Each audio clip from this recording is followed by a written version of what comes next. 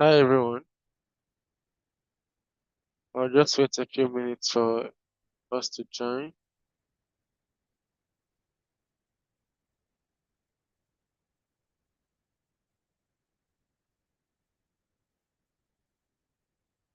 Alright, welcome everyone.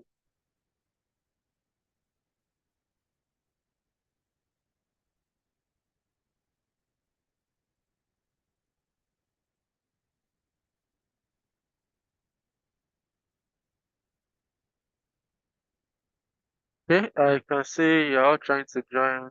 You can see that I can see Nina is trying to join. Yeah, good.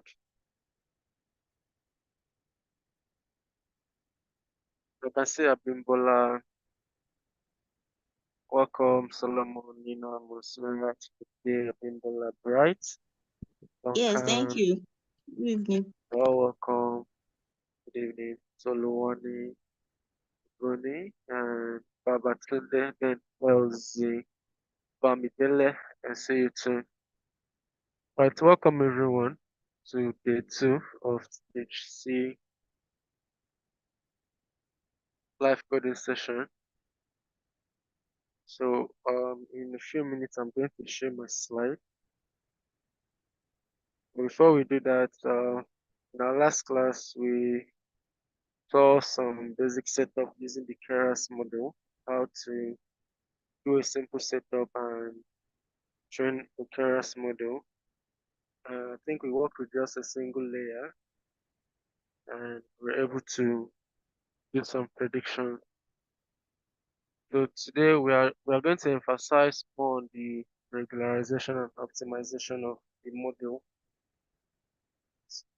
One thing is you just putting in the data set and training your model and start maybe using it for prediction. Another thing is after training or before even training it or during the training process, what are the necessary things you put in place to make sure that your model are not falling out of place, they are not overfitting or they are not underfitting. So let me just share my screen. So we just go through it and then we jump into the notebook.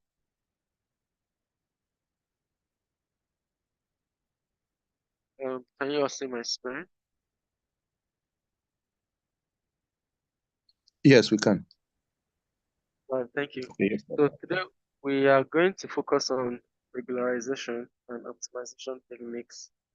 These methods are crucial for improving the performance and generalization of our neural network.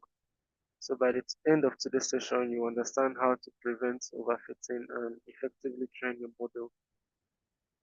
So when training neural network, we aimed for a balance between overfitting and underfitting.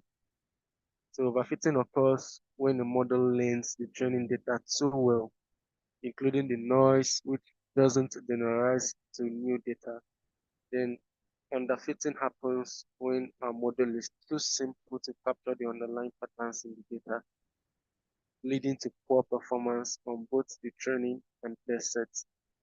So think of overfitting as memorizing the textbook without understanding it, while underfitting is like skimming through the textbook and missing key details.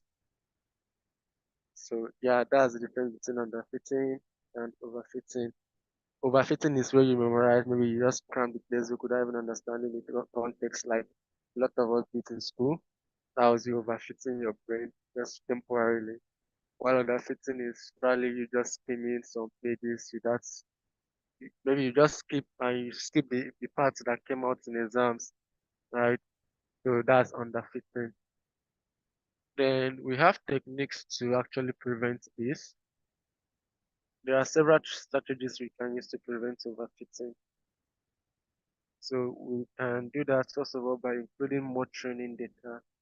Right, the larger your data is, the better the model will work fine, and you also prevent overfitting. Right, it's like you just train it on a sample of 10 data set and you use it again to maybe predict another 10. That's overfitting because you don't have enough data. But let's assume you train it on multiple, let's say thousands of data, and you're using it to test on thousands of data. It will be more right. It will have a way of eliminating that overfitting. So by providing more examples, the model learns general patterns rather than memorizing the training set. We have the data augmentation. These techniques generate new training examples by modifying existing ones. For example, flipping or rotating images. So it generates new training examples by modifying the existing one. We have the early stopping. We monitor the model's performance on a validation set and stop training when the performance starts to degrade. So this prevents the model from learning noise in the data. Actually, another way you can actually monitor this is through all those epoch. Let's say you're doing 10 epochs, that's going through data 10 times. Maybe at the fifth time, you notice that the accuracy starts reducing, so it's better you just stop training it after five times. So that's early stopping. It can also help prevent overfitting. Regularization. Regularization techniques add constraints to the learning process, discouraging the model from fitting the training data too closely. So we have the L1 regularization, that's the last one. That's the absolute value to the coefficient as a penalty term to the loss function. All this is like the mathematical aspect of it, and this is just theoretical. So it can lead to sparse models where some coefficients are zero. Then we have the reach as L2. That's the square value of coefficient as a penalty term. This helps in reducing the complexity of the model by penalizing large weight. Then we have dropout. So this is randomly dropping units along with their connections from the neural network during training. It prevents the co-adaptation of units. This makes the network more robust and generalizable. So at some point during the training process, we drop out from neurons so that they don't get too attached like that and makes it more robust. So these are the irregularization techniques that you can implement. Then we have the batch normalization. Again, we are just looking at ways to optimize and regularize our model. So we have the batch normalization. Batch normalization is a technique to improve the training speed and stability of neural networks. It normalizes the inputs of each layer so that they have a mean of 0 and a variance of 1. This helps mitigate the issue of internal covariate shifts where the distribution of inputs to a layer changes during training. So by normalizing the input, we can train deep network more efficiently and with higher learning rates. So it helps improve the training speed and stabilize the neural network. That's what batch normalization does. I don't know if you've come across or maybe you find yourself in a scenario where you're trying to look through, let's say, a data set that probably millions of rows. You can't just, maybe you want to do some operations on it. You can't just do it all at a go. You can actually make use of, there's a parameter in pandas you can make use of to work with it batch by batch. Maybe every 1,000 rows. So that's also like you working on that data set batch by batch. It helps fasten up the process. So it's just similar here. Then we have optimizers in deep learning. Optimizers adjust the model's weight to minimize the loss function. Here are some common optimizers. We have the stochastic gradient descent, update the weight incrementally with each training example. It's simple but can be slow and get stuck in local minima. Then we have the adaptive moment estimation, combines the advantages of two orders extension of SDG, that is the stochastic gradient descent, ADA-grad RMS probe. It's efficient and well suited for large data sets and parameters. Then we have the root mean square propagation, that is RMS probe, adjust the learning rates for each parameter individually. This one is good for non-stationary problems. So you have different optimizer that fit in to different scenarios you may find yourself. So far, I think the one we used last time was Adam, just to optimize the model. Maybe you find yourself in a non-stationary data set, you can use the root mean square propagation as the optimizer. Then we have the learning rate schedulers. Learning rate schedulers adjust the learning rate during training, often reducing it as training progresses. This helps in fine-tuning the model.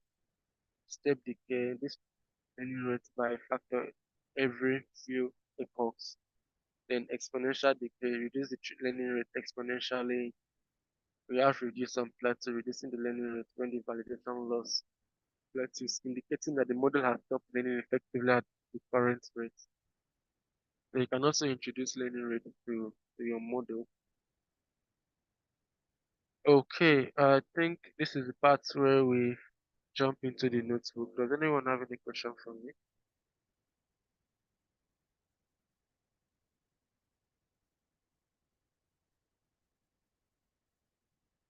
Okay, I take the silence as no. Not sure there's any on the chat. Okay, there isn't. All right, so we have I have a simple setup here to implement some of those techniques I mentioned in the slide. So we're going to be implementing regularization techniques in pairs. So LT regularization, I've already explained this, adds penalty equal to the sum of the squared values of the weights. It discourages last weight, helping the model generalize better. So the usual, in case you don't have carers, but preferably you can always use full collaboratory so that maybe if your system is a slow type, you don't end up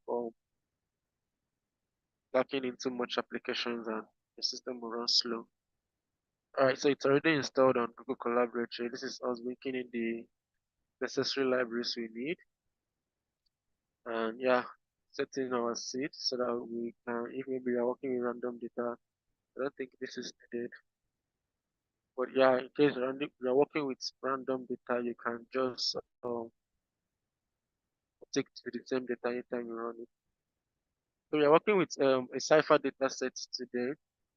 Data set contains 50,000 training images and 10,000 test images of the two by 32 color images in 10 classes. So there are 10 classes, they're actually below here. The cat, the sheep, airplane, frog, city. Sorry, let me zoom in. We have the airplane, automobile, bird, cat, deer, dog, frog, horse, sheep, truck. So those are the 10 classes of images we have in our data set. And yeah, we have about 50,000 of them on the training and 10,000 on them. So this data set is actually large. So this is where we, as usual, we unpack it into our training and test set. Then we normalize the inputs from 0 to 55 to 0 to 1. Then we encode the output. So here I'm just explaining what we are doing. Pixels are normalized. The labels are one hot encoded for classification using the categorical from our library. So what it does, it converts the integer class label in our training dataset into one encoded vectors, which is a binary matrix representation of the labels. So this is actually useful for classification tags where the model output layer uses softmax activation. Okay, so yeah, I just did the content of our model, sorry, of our data set. So I can actually run the things.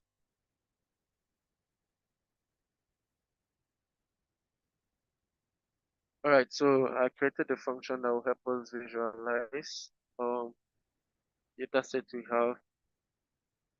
So these are the true labels for each of these data sets. Yeah, it's not clear. That's just how the images is. I think I tried making it more visible, but that's just how the images is.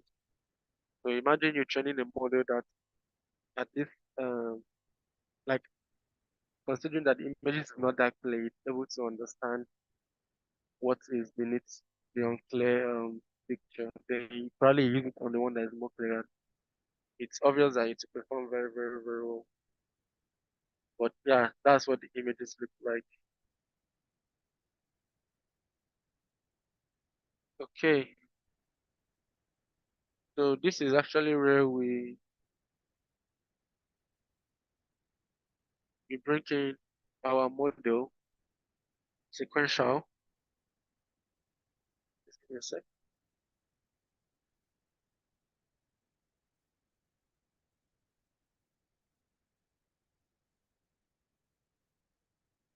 So this is where we bring in our model. So here we are adding a 2D layer, okay, with 32 filters and a relay activation. And here we are reducing the spatial dimension by a factor of 2, max pooling. And I talked about dropout, where we randomly drop out the neurons during training so that they don't get too attached. Or then this is the second layer, 64 filters, another dropout, max pooling. Then we flatten it from 2D to 1D for fully connected layers. Then we add a dense layer, and this is where our regularization comes in. We're using a reach, then another dropout. Then this is the output of the model, and here we compile everything. Then we added our optimizer and the metrics we want to track. So I think here is just an explanation to what is the L2 regularization reduces the complexity of the model. We talked about this. Dropped out prevents overfitting by ensuring that neurons cannot rely solely on specific other neurons. This encourages the network to learn more robust. We talked about this. So far we are combining the L2 and the dropouts together. So when you work with two of them, you have a better chance of getting a good result. Then the softmax activation function is used in the output layer of the neural multi-class. Hello. Hello. Yeah, sorry. Good evening. Yeah, good evening. Yeah, thank you for Oh, what you have been doing since. I quickly want to ask question concerning the panel regularization. Is it the learning rate? no. What's the function of the kernel? This thing. That's how you introduce the regularization in. Down here, I implemented. No. At the Yeah, top, where yeah, I know. we are training the model, the convolutional. I know. I'm coming. So I said that is where you introduce your your regularization. And I was trying to show you where your learning rate can actually come Okay, in. that this is where I'm talking about. The up. No. Yeah, some no. Hello, can you hear me? I can hear you. I don't think I read that in here. Please give me a second. I'm coming now. I No problem. You I know heard why your I'm question. you know why I'm asking the question. Our premier project was based on image classification and image counts. So why we also use deep learning CNN to train our model? Why we are training this model? Our model, but the training that set was we are having high accuracy, but the validation set was giving us 70 something. So that's where we got stuck for some days. That's why I'm asking this Sorry, particular. can you come again? You said your My accuracy was our premier project okay. was on counts, image classification and counts. So Okay. also use CNN Keras, Keras deep learning to train to also do our model training. And we got a 90 something, 96% accuracy on the training set, while on the validation set, we are getting 75. So we try several options because we know definitely our data is overfitting. We got more data sets. We use early stopping. We still got stock between 73 and 75. So when I now saw, because the only thing I'm seeing that is different with ours was the kernel regularization. That's why I'm asking that question. What's the function? What's that one doing? The kernel regularization it's actually the rich us introducing that rich regular regularizer that we talked about. That is actually where you introduce it in. Okay. Okay. So this rich regularization we talked about that adds penalty, or let's say Okay. it has of discouraging large weights, helping the model generalize more data. Okay. That's Okay. actually what we are doing here. Okay. Okay. Yeah. Okay. Okay. Thank you. Thank you. We'll go and try that with also. Let's see whether we have But improve okay. that model. Yeah, Thank you. you can just try it out. No problem, you're welcome. Thank you. All right. I think I was explaining the softmax activation function that was used in the output layer. So, what is this? It converts the raw output scores, logics of network into probabilities by applying. So all this stuff are more like mathematical terms, but it has a way of converting the output values to a range of 0 to 1, making them interpretable as probabilities. Then this is actually where we trained. So far, we have not really tuned anything. So this is where we train our data sets, and we use the number of epochs and the batch size. Then I think another thing I want to also mention, the guy that asked the question is, there's something I actually noticed when I was working on this data sets, like preparing for the class. So here now, I'm training it just 10 times. I'm training it just 10 times, right? And the batch size is 64. So this is what the output looks like. You can see that the accuracy is very low and it's increasing. But this is just for 10, say 10 loops, just 10 loops.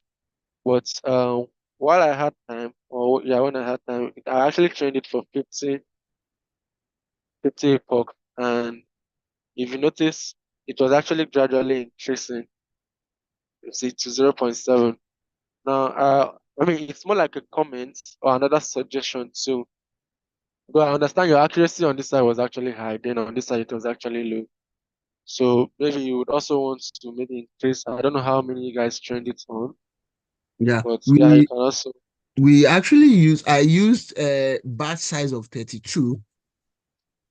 Okay. Later I changed it to batch size of 20 something, but the 32 was the one that is giving us the accuracy between 73 to 75. Did you try 64? No, I didn't get to up to that. I didn't go far as in higher than Okay. between. Just went lower from 32 down because our training set was each classes we have 300. Later I increased it to 333. So we now have 1,334. I was like, if we have It's 1,000 not much. images, it's not much. So why should I be using? That's why I'm coming down. Yeah, that's true. Okay. So yeah, I think what because all we just need to do is to tune the model to probably your score increase. So you can probably reduce it more since your data is not that much. Okay. Right, because what I feel it's doing is if you are using maybe that 22 or 30 something and you want to divide 32 into your training data set. But Yeah. let me put it in a simple terms. Let's say you're having 100 data set and your Yeah. batch size is like, let's say 10. It means Yeah. it's going through it like just 10 times, or let's say your batch size is 20. It's Yeah. going through it just 5 times, and probably it's not training very well. Exactly. And I wouldn't also know if you did cross validation too, because that could also help by Okay. splitting your data into multiple parts and then retraining it all over again. Okay. Yeah. So We didn't do cross validation. What we did initially was we did validation splits. We didn't get better results even on the training set. So what we did was to break the data manually by ourselves. We set aside a particular numbers for training sets, a particular number for validation and test sets. So that's the one that trained well and give us a low accuracy. But the training set we have high accuracy on that. Right, there are many factors to consider, but first of all, the data set is limited, which is why Yes. it could be a factor too. You But are right. just say that you That was just our conclusion that the data set is the one that is making us getting low validation set. yeah, Thank you. it's fine. All Don't let right, me take your time. Yeah. it's fine. Okay, so here we fit the model using our training, and we use our test data set as a validation data set, and yeah, we just go through that. So this is what the call looks like. So like I said, this is, I mean, I wouldn't want to run this stuff now because it actually takes time. You want to put all the seconds together. This is close to 20, 1, 2, 3, 4, 1, 2, 10. So they're all about 60 seconds, which is 4 minutes. So that's like 6 minutes and approximately 10 minutes for the stuff to run alone, right? My point, and what I want to emphasize here is accuracy, right? So if maybe you didn't know, you will probably stop here and maybe think, I mean, if you're not the type that wants to explore more, I believe people that wants to maybe go deep or is, will I use the word passionate, or they want to really see the accuracy increase, then they'll probably go ahead to maybe start tuning something, either they increase this or reduce this to see more information. But if maybe you are not that type and you just stop here, you will not be aware that by increasing the times, that's the epoch size, the epoch amount, which means how many times it goes through the data to train and it. You won't know that at some point in the process, the training process, the accuracy is always is increasing to the level of 0.7, right? So who knows? Maybe if I take it to 100, maybe it could. It's a probability, right? Because even during our slide, we also saw that at some point the model will start degrading. So that's where we do early stopping and the rest of them. But yeah, for 50 epochs, which took like close to an hour to run, was able to, or the model was able to generate an accuracy of 0.72, right? On the test set 0.72, on the training set 0.7. So you can see that, yeah, both sides are kind of the same, which shows that our model is not that, well, let's say underperforming, just that the accuracy is not that much. But yeah, with 50 epochs, we were able to achieve an accuracy of 0.72. Then this is where we predict, just the first 10 samples in our data set using that model, and we visualize it, right? Then there's another thing you can actually try, maybe if you're running this notebook later on. Don't actually train it. I wish I could show you, but time will not allow us to wait for this to start training and finishing it. But I was going to say, don't train it, like don't fit it in. Maybe you can try using the model without fitting it in to predict. You're going to see that it's going to misclassify a lot of this as something different. But even after training it, like you cannot see, this result you are seeing here, please, it's for after training it this 50 this is it 50 we did here? Yeah, 50 times here. That's the result we are seeing just below here. The one that was 10, this is the result. See. So yeah, you can see the true level and the predicted level within the images. So it didn't get this one correct. It was unable to get this one correctly. Then yeah, the same this one, and yeah, this one. It predicted automobile as a truck, and it predicted an airplane as a ship. So those are the two ones it classified. So this was after the 50 epochs. This was what the result looks like, right? And yeah, this one is after I trained it on times. You can see that the result is actually different. It misclassified here too. Actually got it correct. So the models can be strange at times.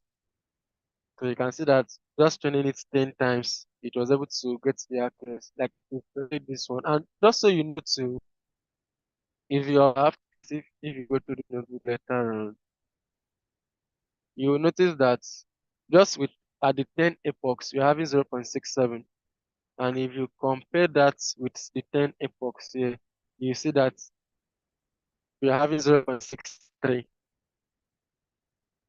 right? We're having 0.63.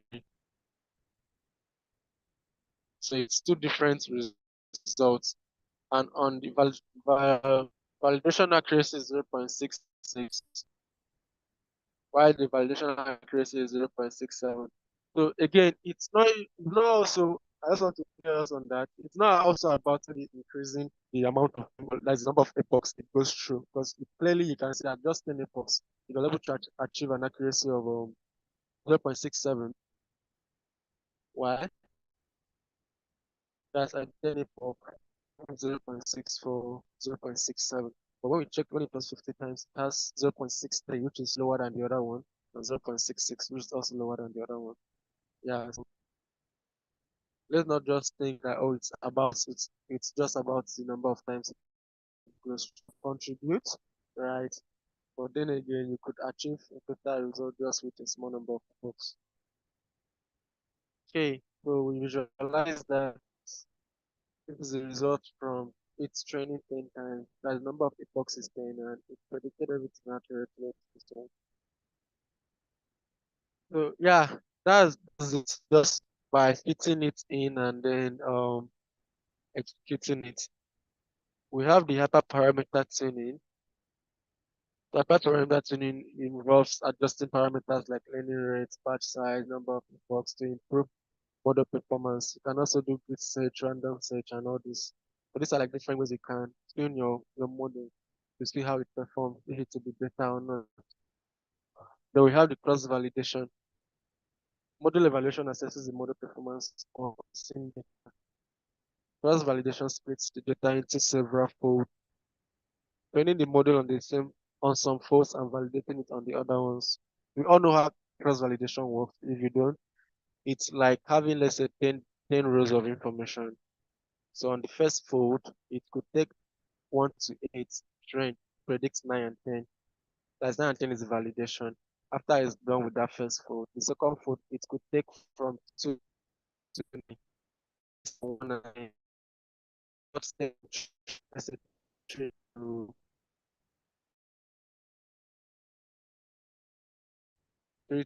10. So let's say section it right till it reaches that number of folds you give it, and then validate. Don't mind this. This is just returning our model into a function. So this is the k fold. We want to go through it 5 times. So for each fold, it's fitting the model and training it 3 times. Meaning, so it we had to source of time uh, to reduce to what you're saying here. So for each training, with each fold, it's going through that model, training it 3 times. On the second fold, it goes through it again, training it 3 times. On the third, just like that, so it shows the number of fold you passed in here. It is the number of splits you passed in here. So for all those intervals, you would see the S loss and the accuracy. So when it started, the accuracy is low. It increased in the second fold, increased in the third fold, fourth, and the fifth fold, right? So it goes with that. But also, the test accuracy here is now 0.68. Okay, and the overall accuracy that's on the training data set is this one now. So yeah, that's how cross validation works, and that's how you can use it to train your model. And just so you know, after you've trained this, you can still use it again. I think that's the part I went. I was supposed to stop there, but you can still use it again to train the overall data set. I didn't do that here. You can still use it to train your overall data set and then predict predicts with it again. Okay. That's a root. That's it.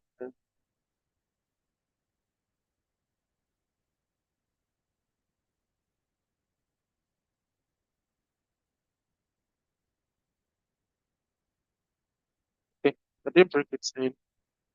Give me a sec.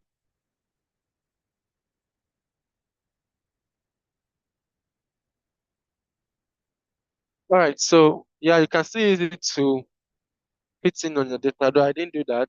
But what I mean is, you after training this cross validation, you can come back to this step. You can come back to this step. Where are you? Yeah, you can come back to this step again. You can do the same stuff. After cross validation, you can do this. That's training it on all the data because we don't want this cross validation, splitting and training, splitting and training. But after you're done with that phase, you can actually just train it on the entire data set, then evaluate your model again. So it's actually going to perform well. Then what is happening here? I think I'm trying to visualize, no, not after this. I'm trying to visualize more than 10 images. So I have to create the different functions for that. So this is us looking at 15 predicted images, the predicted classes and the true labels. And this is what it looks like. I think it was set for 20.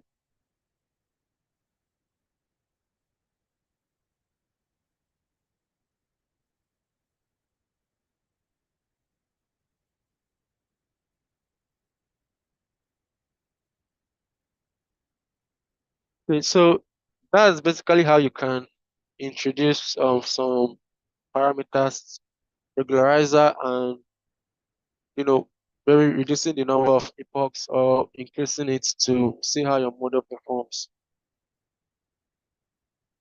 Then adding optimizer like the Adam, this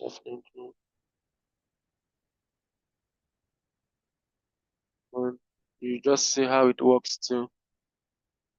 So yeah, that's it for today's class. Does anyone have any questions for me? Question? I share the notebook across.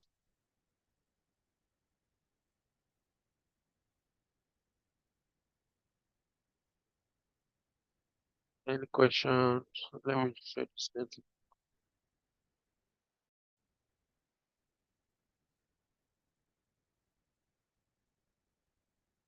Okay, I'm just going to send the notebook link first. Give me a sec.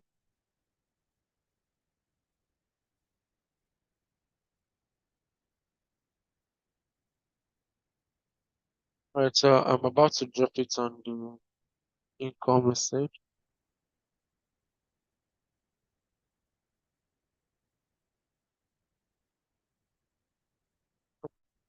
It's not my fault. Both for the prediction. Okay, let me go down at this. Okay, I have dropped the notebook link on the income message. Let me give what that person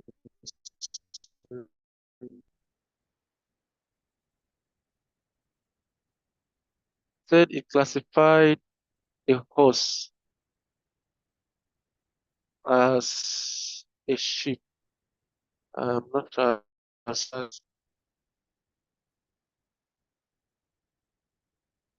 Uh, oh, sorry, I'm sharing my screen. Sorry. Um, let me do that. Sorry.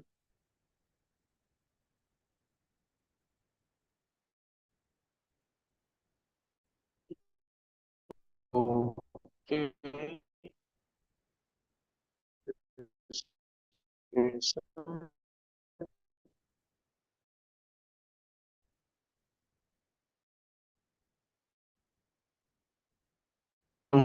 Yes, horse body. I find that horse. Let me zoom out of it. Here's another horse. It's predicted it as horse and the tree level is horse. Here's another horse. I don't think, or is it not here? It is not a horse here. This one's actually reveals. I don't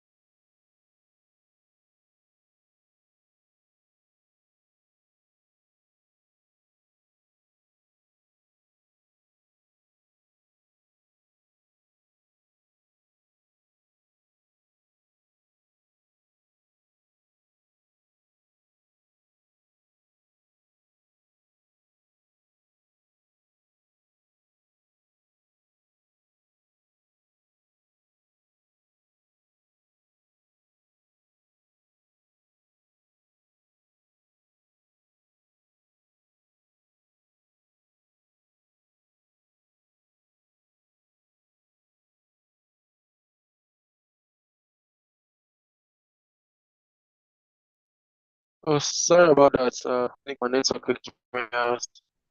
I said I dropped into the notes in the call chat. So I'll do that again just in case. Okay, it's still here. All right. I don't know if anyone has any question for me.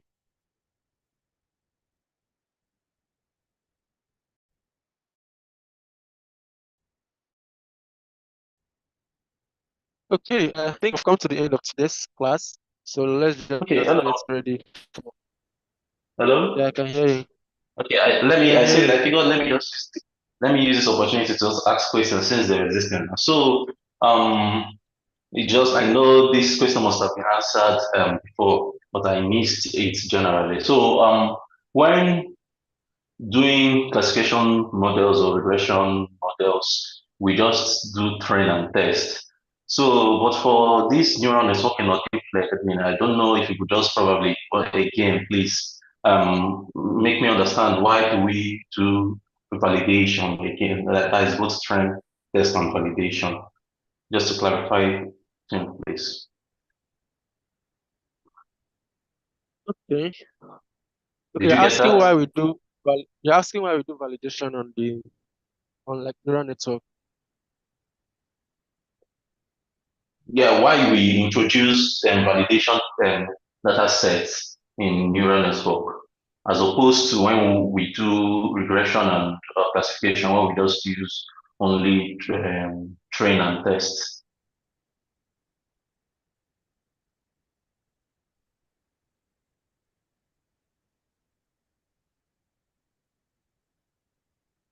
Oh, Hello, are you there?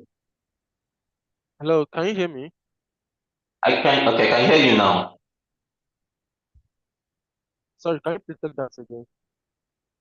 Why did we introduce validation data sets into neural networking or deep learning, as opposed to when we were doing regression and classification, where we just had just training and testing data sets. There was no validation data set in that. But for this neural networking, why did we include, or why did we introduce, or why do we introduce validation data sets? Yeah, I understand your question. Okay, so I think the first thing would be how the model is designed. You know, the one creating, oh, that's the one to start from. The one creating all these applications. Sorry, I said applications. All this.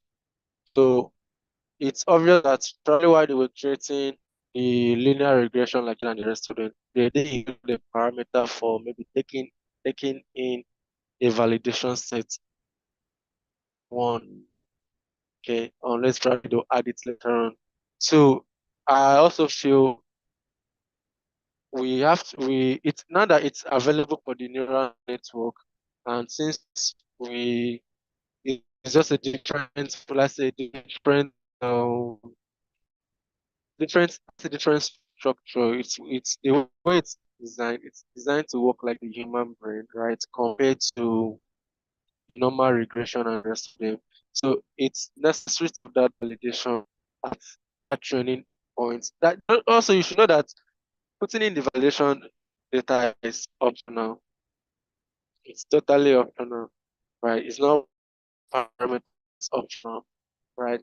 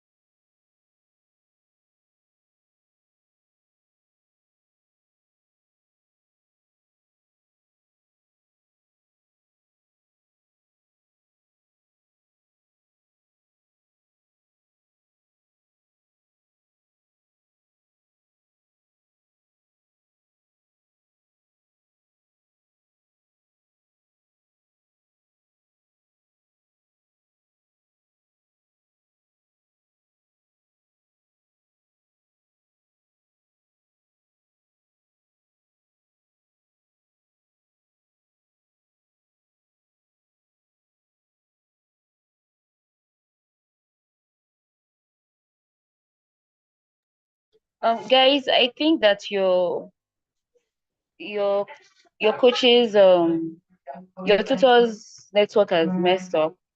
So if you can wait, please wait for him. He's trying to join back. Thank you.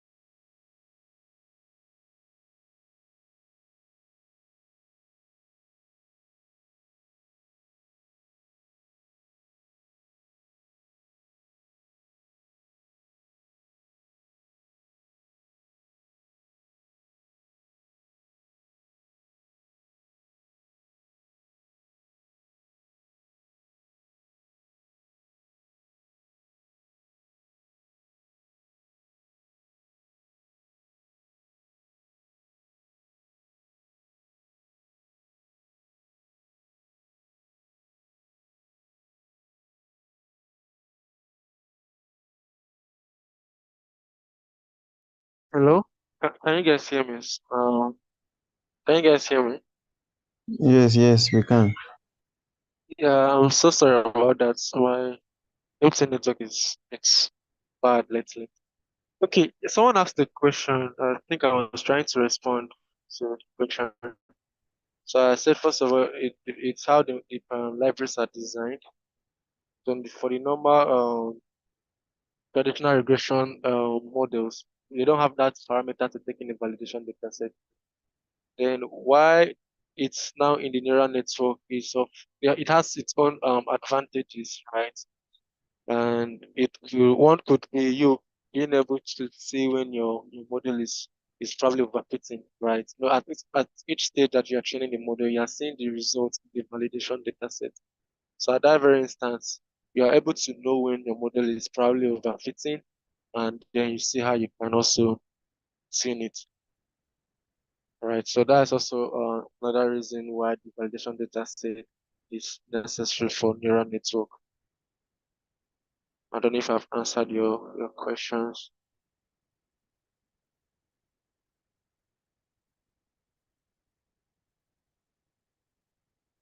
Question, how's Okay, the question? okay. Yeah, I guess I'll do more research on that. But I guess you probably just answered it. I've taken one or two points from your answer. Yeah, so because the normal tradition, they call it traditional regressional models, their own goal is just to fit a model and train the data, then evaluate it on unseen data, right? But when it comes to neural network, we have that validation data set in there so that while you are training it, obviously you know that the validation accuracy on the model, like that result you usually see it's how it's performing on your validation data set. So at that point, you're able to monitor how the model is performing at each interval, right? So if maybe all of a sudden, maybe the accuracy is reducing, you know that it's not performing well, it's probably underfitting. Or if the thing is probably too high, you know that it's probably overfitting. So that validation there, it helps in your tuning processes and also helps you prevent overfitting. I mean, you can also, do more research online to just add more to the few I've said.